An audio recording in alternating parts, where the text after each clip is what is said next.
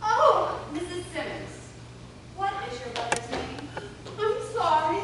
Oh, life is not easy for any of us. Oh, that's what I keep telling to Myrtle May. I'll just have to hold my head up and go on just the same. I keep telling her, and she keeps telling me. Oh, she's heartbroken about her Uncle Elwood. Elwood P. Dowd. That's it. Elwood P. Dowd. His age? 47, the 24th of last April. He's Taurus the bull. I'm Leo, and Myrtle is on the cusp. 47. Is he married? No, Elwood was never married. He stayed with Mother. He was always a great homeboy. He loved his home. 47. Do you have him with you now? I left him downstairs in a taxi cab in the driveway. I gave the driver $1 to watch him, but I didn't tell the man why. You just can't tell these things to perfect strangers. Oh, dear. Oh, Wilson, would you please step down to a taxi in the driveway and ask a Mr. Dowd if he'd be good enough to step up to room number 24, South Green G. Ask him. This is his sister, Mrs. Simmons. Oh, how do? Nice to meet you. Why, certainly I'll be glad to escort him. Thank you. You'll find the rates printed here on this card. That will all be handled by my mother's estate, the late Marcella Penny Dowd. Judge Gaffney is our attorney. Well, then I'll see if Dr. Sanderson can see you. Dr. Sanderson? But I want to see Dr. Chumley himself. Oh, but Dr. Sanderson is the one who sees everyone. Dr. Chumley sees no one. Well, he's still head of this institution, isn't he? He's still a psychiatrist, isn't he? Still a psychiatrist. Dr. Chumley is much more than that. He is a psychiatrist with a national reputation. Whenever people have mental breakdowns, they at once think of Dr. Chumley. Well, that's his office, isn't it? I want you to march right in there and tell him I want to see him. If he knows who's in here, he'll come out here. Oh, I wouldn't dare, Mrs. Simmons. If I did, I would be discharged. Well, I don't like to be pushed off onto any second fiddle. Oh, but Dr. Sanderson is nobody's second fiddle. He's young, of course, and fresh out of med school, but Dr. Chumley tried 12 and kept Dr. Sanderson. He's really wonderful. To the patient. Well, very well. Tell him I'm here. Right away. Oh, dear. Vina, isn't this place wonderful? Oh, dear. Mrs. Simmons? Oh, you startled me. I didn't hear you come in. You're Dr. Sanderson? Yes. Will you be seated, please? Thank you. Well, I hope you don't think I'm jumping like that all the time, but No, of course not. Miss Kelly tells me you're concerned about your brother, Elwood P. Dowd. Yes, doctor. He's... Oh, this isn't easy for me, doctor. Naturally, these things are not easy for the families of patients. I understand. It's what Elwood's doing to himself, doctor. That's the thing. Oh, Myrtle May has a right to nice friends. She's young and her whole life is before her. That's my daughter. Your daughter. How long has it been since you've noticed any peculiarity in your brother's actions? Oh, well, I noticed it right away after Mother died, and we came home from Des Moines to live with Elwood. I could see that he... That he what? Take your time, Mrs. Simmons. Don't strain. I'll go. Doctor, everything I tell you is confidential, isn't it? That's understood. Because it's a slap in the face to everything this family has stood for in the community, the way Elwood is acting now. I am not a gossip, Mrs. Simmons. I am a psychiatrist. Well, for one thing, he drinks. To excess. To excess? Oh, well, what did you call it excess when a man never lets a day go by without stepping into one of those cheap taverns, sitting around with riffraff and people you never even heard of, inviting them home to the house, playing cards with them, giving them food and money. And here I am trying to get Myrtle May started off with a nice group of young people.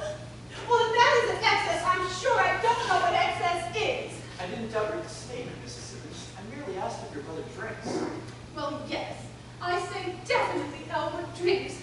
And I want him committed out here permanently. Because I cannot stand another day of that Harvey. Myrtle and I have to set a place at the table for Harvey. We have to move over on the sofa and make room for Harvey.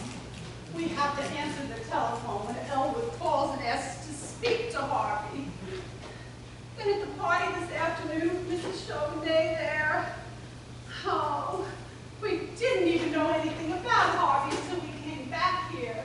Now, Doctor, don't you think it would have been a little bit kinder of Mother to have written and told me about Harvey? Now, be honest now, don't you? Well, I couldn't really answer that question because I don't know. I can. Yes, it certainly would have. Who is this Harvey? Oh, he's a rabbit. Perhaps, but who is he? He's someone that your brother met in one of these bars. You disapprove. Doctor, I've been telling you, Harvey is a rabbit. 6 feet high. Or is it 6 feet and a half? Heaven knows I ought to know. He's been around the house long enough. Mrs. Simmons, let me understand. Are you trying to tell me Oh, that? Doctor, do I have to keep explaining myself? My brother insists that his closest friend is this big white rabbit. This rabbit is named Harvey. Harvey lives in our house. Don't you understand? He and Elwood go every place together. Elwood buys railroad tickets, theater tickets for the both of them. Oh, dear. As I was saying to Myrtle May, if your uncle was so lonesome that he had to bring something home, why couldn't he bring home something human? He has me, doesn't he? He has Myrtle May, doesn't he? Doctor, I'm going to tell you something that I've never told to anybody in the whole world before. Every once in a while, I see that big white rabbit myself. Now isn't that terrible? I never even told that to Myrtle May. Mrs. Simmons. It's pretty clear. Oh, Doctor.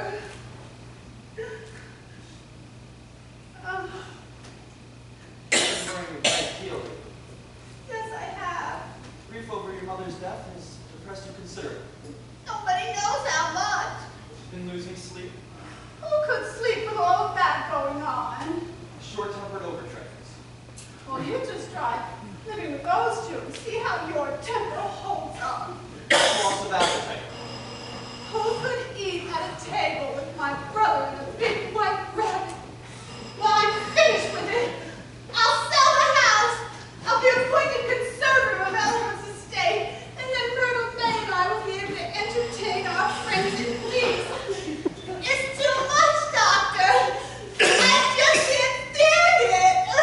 Of course. You are tired. Oh, yes, I am. You've been worrying a great deal. I have. I can't help it. That's okay, Mrs. Simmons. Because now, I'm going to help you. Oh, Doctor. Just sit there quietly, Mrs. Simmons, and I'll be right back. Oh, okay. Oh. Doctor, I'll just go down to the cab and get Elwood's things. Oh, dear.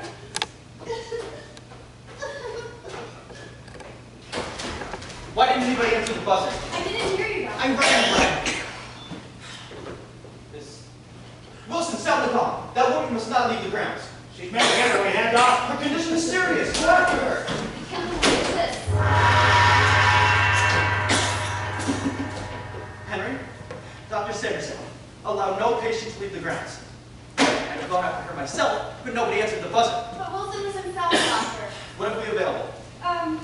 Room number 13, Upper West R is ready, Doctor. Have her taken there, and I will prescribe preliminary treatment. I must get into contact with her brother. But, Doctor, I didn't know it was the woman who needed treatment. She said it was for her brother. Of course she did. It's the oldest dodge in the book. It's always used by the most cunning type of psychopath. She obviously knew that he was about to commit her, so she came in to commit him first. Get him on the telephone, please. doctor, I thought the woman was all right, so I had Wilson take the brother up to cell 24. He's there now. You did what? No gas, please, Miss Kelly. Tell me you're kidding.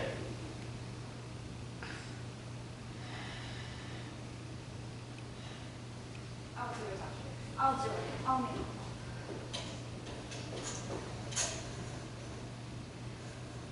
Mrs. Dumfrey, would you please unlock the door to number 24 and give Mr. Dowd his clothes and... Ask him to step down to my office right away.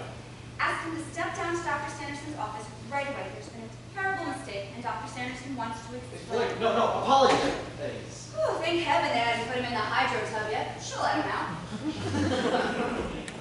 Beautiful. And done too. It's almost too good to be true. Doctor, I feel terrible. I didn't know. When Judge Gaffney called and said Mrs. Simmons and her brother would be out here, and she came in here... You don't have to be so sarcastic. Oh, don't I? Don't worry. We'll swerve out of the sub now. Wait, where are you going? I'm gonna go tell the chief about it, Kelly. He may want to handle it himself. Oh, no, he'll be furious. Then he'll die and he'll terminate me. The responsibility is all mine. Oh, no, doctor. Tell him it was all my fault. I never mention your name, except in my sleep. But this Dowd man... Look, keep him here, Kelly, please. What shall I say to him? What shall I do? He'll be furious. Look, he'll probably be fit to be tied. But he's still a man, isn't he? Well, I guess so. His name isn't Mr. Then use your old routine on him. You know, the eyes, the swish, the works. Keep him here, Kelly. Even if you have to do a striptease. No. Oh, hell, of all the... Oh, you're so wonderful, Dr. Sanderson. You're just about the most wonderful person I ever met in my entire life. Oh! Yeah, well, how about giving me a hand with the Simmons thing? What? The Simmons thing, huh? Did you catch her? Of course I did. She was coming down the path here, skipping along, humming to some sort of little tune. I jumped out from behind the tree, grabbed a hold of her, said, "Hey, why, come on, sister, there's a man who wants to see you. But I'm going to need a hand, you know. I'll hold her if you'll undress her." Oh, just a second, Wilson. Dr. Sanderson wants me to wait for Mr. Dowd. All right, but make it snappy.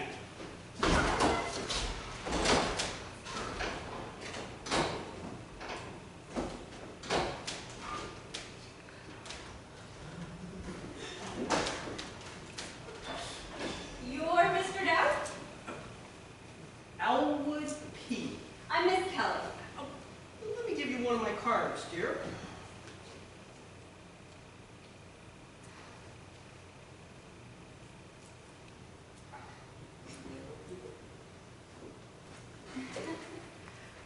Call me at that phone number.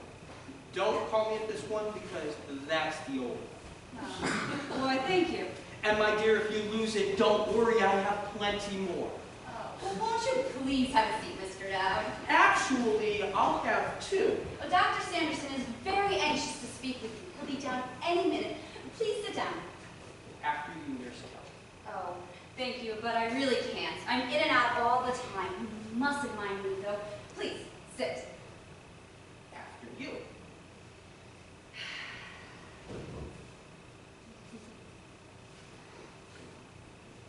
Oh, could I get you a magazine to look at? If you don't mind, I'd really much rather look at you, my dear. You are lovely. Oh, why, thank you. Some people don't seem to think so. You know, some people are blind. That fact is often brought up to me. And now, I would like you to meet Mr. my... Dowd? Yes, Elwood P. Let me give you my card. Now, if you're going to call I am me... Dr. Lyman Sanderson, Dr. Trumley's assistant out here. Well, good for you. It's nice to meet you. And how are you this evening? Well, that's going to depend on you, I'm afraid. Won't you be seated, please? I see you've met Nurse Kelly. I have had the pleasure. Won't you be seated, please? After Nurse Kelly. Sit down, Kelly. Is that chair quite comfortable for you, Dowd?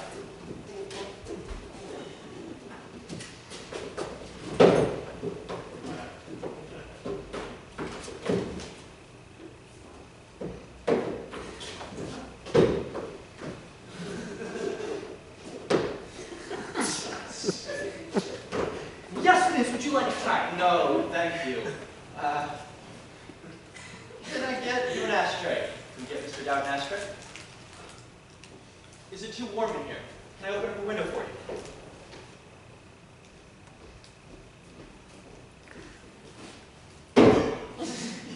Mr. Dowd, Dr. Sanderson wants to know if he should open a window. Oh, I wouldn't presume to live his life for him. He should do what he wants to. Now I can see you're not the kind of person to be taking in any high-flown phrases or beating around the bush. Is that so, Doctor? You have a disadvantage here, Dowd. You know it, we know it. Let's lay all the cards on the table. Now that appeals to me, Doctor. Best way in the long run. People are people too, no matter where you go. I find that's often the case. And people, therefore, are liable to mistakes. Miss Kelly and I have made a mistake here this afternoon, and we'd like to explain it to you. It was all my fault, Mr. Dowd. Dr. Sanderson had nothing to do with it. A human failing. Well, I find it interesting nevertheless.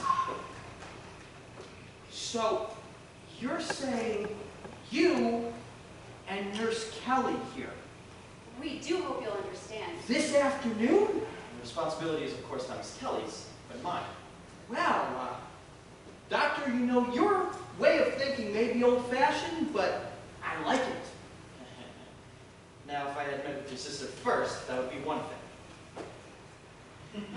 Now there you surprise me, Doctor. I mean, I think the world and all of Vita, but I thought she had seen her day. You must not attach any blame to her, Dowd. She's a very sick woman. She came in here insisting you were in need of treatment. That's perfectly ridiculous. I tell her all the time, I'm fine. Of course. But she had already spoken to Miss Kelly, and there had been a call from our family lawyer, Judge Gaffney. I know Judge Gaffney and his wife too. They're wonderful people. Dowd, she plunged into a heated tirade on your drinking. That was Vita. She became hysterical. I tell her all the time, I'm okay. She doesn't need to worry about me. I'm sure you take a drink now and then the same as the rest of us do. Yes, I do. You know, in fact, I could go for one right now. As a matter of fact, so could I. But your sister's reaction to the matter of your drinking was entirely too intense. Does your sister drink, Dowd? Does Vita drink? Doctor, I don't think she's ever had a drink in her life. Well, that's where I'm going to surprise you, Dowd, because I think she has and does constantly. There you do surprise me. But it's not her alcoholism that's going to be the basis of my diagnosis. It's when she began talking so emotionally about this big white rabbit. I believe she called him Harvey. Harvey is his name. She claims you are persecuting her with this Harvey. Doctor, Vita should know I would never persecute her with Harvey. It's really important that you meet Let me make my point first, please, Mr. Dowd. Your sister's condition didn't spring up overnight. It stems from trauma. What? Trauma, spelled T-R-A-U-M-A. There's nothing unusual about it. There's the birth trauma, which is the shock to being born. Oh, that's the one we never get over. That's a sense of humor, Dowd. Doesn't he have a nice sense of humor, Miss Kelly? Oh, yes, Doctor. I think you both have a wonderful sense of humor, too. To sum it up, your sister's condition is serious, but we can help her. I recommend that she stays out here temporarily. No, Doctor, I've always wanted Vita to have everything she needs. Of course. But if she was going to stay out here, she'd have to want to be here and like it. Naturally. Did Wilson get what he was after, Miss Kelly? Oh, yes, Doctor. What was Mrs. Simmons' attitude? Not unusual. If this were any ordinary delusion, if she were seeing something she had seen on her memory picture, that is to say, if she were seeing something she had seen once before, that would be one thing. But it stands to reason that nobody's ever seen a 6-foot rabbit. Well, not very often, that's for sure. I like you, Dad. And I like you too, Doctor. Look, she must stay out here temporarily. Under these conditions, I would commit my own grandmother. Your grandmother drinks? It's just an expression, Dad. Will you sign these temporary commitment papers as next of kin? Doctor, you know, you really should have Vita sign those. She does all the signing in the house. She's really good at it. She manages everything. We can't disturb her now. It's just a formality. Maybe I should ask Judge Gaffney. Tell him about it later on. Tell him I recommended it. And you know, it isn't as if you couldn't drop in here at any time and make full inquiries. We're happy to have him. I'll write you out a visitor's pass. When would you like to come back? Wednesday, Friday? Well, I haven't had dinner yet. Say an hour. An hour.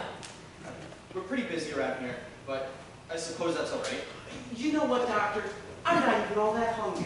Why don't I just stay here with you and Nurse Kelly? Miss Kelly and I are pretty busy around here. We have to get them upstairs now and look in on a patient. But I'll tell you what you might like to do. What might I like to do? Just so you're sure that your sister is in the best of hands, why don't we take a tour of the place? If you go up the stairs and make a left, you'll find the conservatory. Beyond that, the diaper kitchen, and beyond that, the library. You know, Doctor, you're right. For Vita's sake, I should do that. I'm going to do that. It was a pleasure speaking with you, Dowd. And I will say that for a layman, you have an unusually accurate perception of the psychiatric problems. Do you really think so, Doctor? I mean, let's be honest. Nobody knows anything about any of that junk. Well, the good psychiatrist is not found under every bush. I guess you have to look under the right bush. You know, Doctor, I really like you and Nurse Kelly. And when I meet people that I like, I just like to keep spending time with them. So why don't we all go down to Charlie's place, have a drink, and it'll be a fun time. Some other time, perhaps. Give us a rain check. When? I couldn't say now, Dowd. Nurse Kelly and I wouldn't get off till 10 o'clock at night. So, 10 o'clock tonight, we'll go to Charlie's. Nurse Kelly. Dr. Chumley does not approve of members of the staff fraternizing. But since you've been so understanding, perhaps I can manage. All right then. 10 o'clock, I'll come back with a cab, and the four of us will all spend some time together.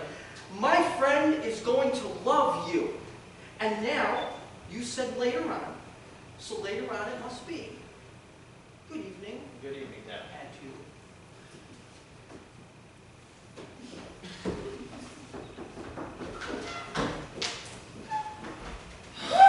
I can breathe again. That was a close shave. That man was proud. What he has to be proud of, I have no idea. I played up to his pride. You know you can get anybody to do anything if you do it the right way. Dr. Sanderson, you say you can get anybody That's right. if you want to. How can you do this? It takes training, Kelly. Years of specialized training. There's just one thing I don't like about this Dowd business. And what's that? It's having to make that deep with him. Indeed, he did leave here as a good friend and booster of our sanitarium, so I'll go, but you don't have to. Oh. There's no point in it. I'll sit with him, have a drink with him, pat him on the back and leave. Besides, I have a date tonight anyway. Oh. Right. By all means, I didn't intend to go anyway. The idea bored me stiff. I wouldn't go if I never went anywhere. I wouldn't go if my life depended on it. Oh, what are you getting so emotional about? He may be a peculiar man who wears funny clothes, but he knows how to act. Oh, His manners were perfect. I saw you giving him the doll puss stare. I wouldn't miss that one. He wouldn't sit until I sat. He said I was lovely and he called me dear. I'd go have a drink with him. You weren't going. I'm sure you would. Look at him. All he does is that corny bowing around and getting up every time a woman makes a move. Why, he's as outdated as a cast iron deer. But you'd go and let him flatter you in a bar. You're a wonderful girl, Kelly. Now let me tell you something, you. Dr. Sanderson, Nurse yes, Kelly. doctor. Yes? Have the gardener's primo calculator on the Clydesdale. There's along the fence down by the main road. We'll be ready for cutting next week. And the difficulty, the woman with the large white rabbit. It's been smoothed over? Yes, doctor. I spoke with her brother earlier and he seemed perfectly reasonable. Well, I've had many patients out here who've seen animals. Never before I've had one who's seen one quite that large. Yet, doctor. She called him Harvey. Harvey, an unusual name for an animal of any sort. Harvey's a man's name. Well, I've known many men in my day named Harvey. Never before have I heard of an animal whatsoever with that name. Kids is an interesting phrase, Doctor. Yes, doctor. Now I ask, what is this hat and coat doing on this chair? I don't know, doctor. Whose is it? Was it with Dowd when you saw him next time? Not when I saw him, Doctor. Let's see if the hat has any identification in it. Look, 2 holes cut in the crown of the hat. Well, that's strange. Something fair. Get them out of here. Hang them up.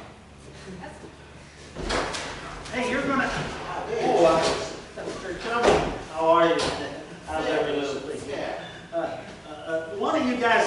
give me a hand with this Simmons woman. Order a restraining jacket or something. She's terrible, awful, kicking and screaming and... Forgot all about me, didn't you? Well, I'll have you know, I got her corset off all by myself, I did. Well, we're on our way to look in on that woman right now, Wilson. Wow, that's good, because she's upstairs in the hydro. Oh my God! I left the water running on her! Don't be!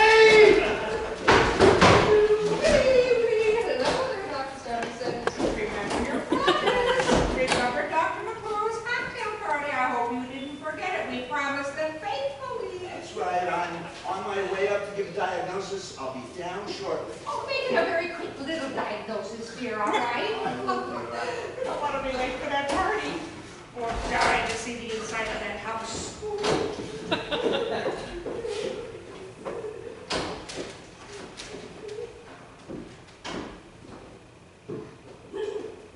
Good evening.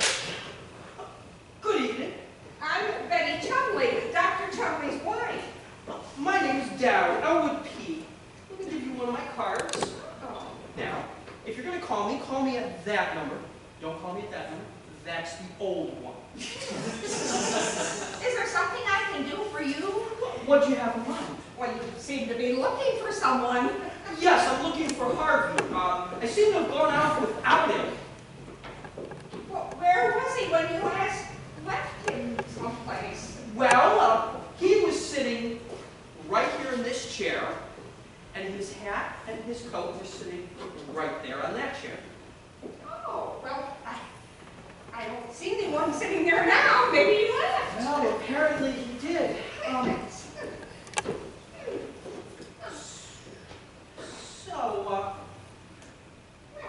What kind of a person is he? Well, he's what you might call my best friend. Oh, that's He is also a hookah. a hookah? Oh, well, is he a patient here? Oh, no, nothing like that. Or does he work here? Oh, no, no. Harvey is my best friend. But I don't see him anymore. Well, golly, where could he possibly be? What is a hookah? Oh, that's the word. Is that a new word? No, no, no. It's something very old from what I understand. I've never heard that word before. I'm not surprised, my dear, because until I met Harvey, I had never heard of it either. You know, I hope you get to meet my friend Harvey, because he'll be quite taken with you. Thank you. Oh, no, don't think anything of it. Harvey, when he likes someone, he lets them know definitively. And in fact, if he doesn't like you, he acts like an empty chair or a hole in the floor. He's very choosy about his friends. Well, you know, that's not such a bad way to be in this day and age. Well, I mean, for instance, take my sister Vita. Harvey likes Vita, I think mostly because she's my sister. You would think that would be reciprocated, wouldn't you? But Harvey doesn't like him. Vita doesn't like Harvey at all. Oh, gracious. Well, you know, I can identify with that because I try to get my family to like my friends, but it's useless. But we have to keep trying, don't we? Because I'll tell you, if Harvey said it once, he said it 1,000 times. Mr. Dowd, I would do anything for you. Well, I suppose that's true. Mrs. Chung, Yes. did you know that Mrs. McElhenney's Aunt Rose is coming in unexpectedly from Cleveland tonight? No. Well, then you're in the same boat that she is, because she doesn't either. I don't know Mrs. McElhenney. Oh, Mrs. McElhenney! She's my next-door neighbor. Wonderful woman. Now, Harvey told me that little piece of information about her coming. That's a good bit. You can feel free to share that with anyone, my dear. Oh, no. I don't gossip. You know, how would you like to go down for a drink with me? That would be grand, but if my husband, Dr. Chumley, came down and found me gone, well, he would be furious. He would be slightly irritated. No, we definitely wouldn't want that, would we? I'll tell you I'll do, however. Oh, you do, however. I'm interested. Well, suppose I took a message for your friend, and if he came in while I'm still here, I can give him a message, yes. I would appreciate that. Thank you. I'll write it down on this card now. What would you like me to tell him? Well, Harvey, meet me downtown if you have no other plans. Where downtown? Oh, don't worry about that. He knows where. He knows this town like the back of his hand. Harvey, you know where? Harvey what? Oh, just Harvey. I'll tell you what we'll do. You know, we're going downtown a little later on, and it's 20th and Monroe. And Dr. McClure is giving a cocktail party, you see. May I write this down? Yes, yes, indeed. 20th and Montrose. Dr. McClure. Cocktail party. Cocktail party, yes. Well, what's he having a cocktail party for? Oh, well, you see, he's having this cocktail party for his sister who's coming in from Wichita. I didn't know Dr. McClure has a sister in Wichita. You know Dr. McClure? Well, no. Just say, just do it. Mrs. Chumley, Yeah. are you sure you wouldn't like to come down for a drink with me? Thank you so much. Well then, I must bid you adieu. Oh. Oh, and by the way, Yeah. if you see Harvey, you can't miss him. Oh. He's tall, like this tall. This tall, yes. Have a good evening.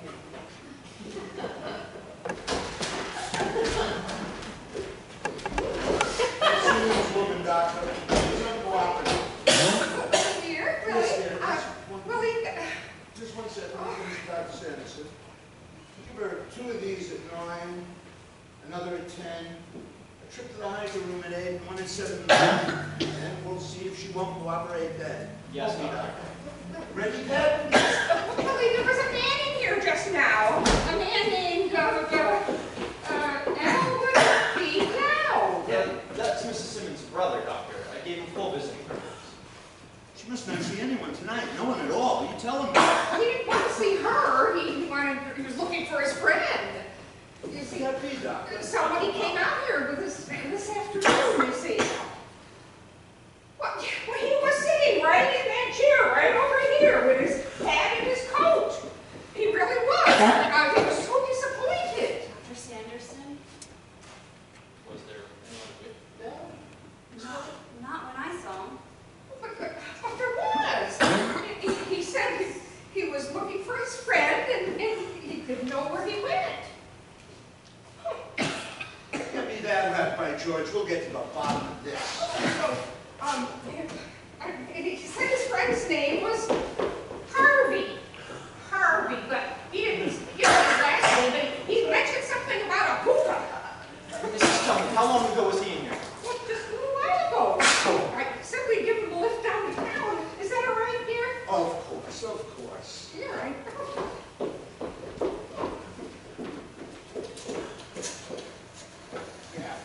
Mayday? Henry. Dr. Sanderson. Did a man in a brown suit leave here a few minutes ago? He did? He's gone?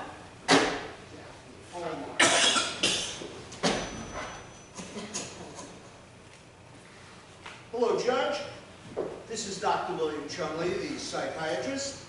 Judge, I'm calling to check on the spelling of the name before we enter it into our records. You called out here this afternoon about having a patient of yours committed, an Elwin P. Dowd. How do you spell that, with a W, not a U? Thank you, Judge. Dr. Sanderson. Yes, doctor. I believe your name is Sanderson? You went to medical school? You studied psychiatry? You graduated? You went forth? Perhaps they neglected to tell you that a rabbit has 2 pointed ears, and a hat for a rabbit would be perforated to make room for those ears? Doubts seem perfectly reasonable enough this afternoon, doctor. Doctor, the purpose of a psychiatrist is to tell the difference between those that are reasonable and those who act and speak reasonably. Do you realize what you've done to me? Don't answer, I'll tell you. You've allowed a psychopathic patient to roam off of these grounds with an oversized rabbit. You've subjected me, a psychiatrist, to, of all things, to have to go and bring this man back to call a lawyer to find out who came out here to be committed and who came out to commit. There you are, Wilson. I will now have to do something I haven't done in 15 years. I will have to go out and bring that patient, Elwood P. Dowd, back myself. And when I do, your connection with this institution is ended as of that moment. Wilson? Yes. Get the car. Yes, Doctor. Pat, call the Lords, tell them you can't make it. Miss Kelly, let's get this woman out of the tub. Yes, Doctor. I'm going to have to call the cook and tell her we're going to be home for dinner after all. Wilson, Yes, sir. you know what a puka is? A what? A puka. Search me, man. Wonder if it's in this dictionary. Just never heard that word before. I just don't know a puka. Puka. Maybe it's a lodge or a trap or something like that.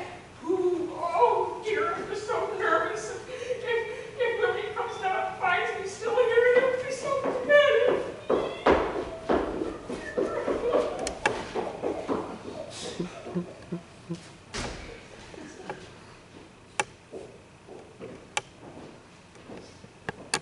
Hookah. P-O-O-K-A. Hookah. A fairy spirit in animal form from Celtic mythology. Always very large. Appears here and there, now and then, to this one and that one at his own caprice. A wise but mischievous animal, favorite of rum pots and crack pots. And how are you this evening, Mr. Wilson? How are you this evening, Mr. Wilson? Who in the dictionary wants to know?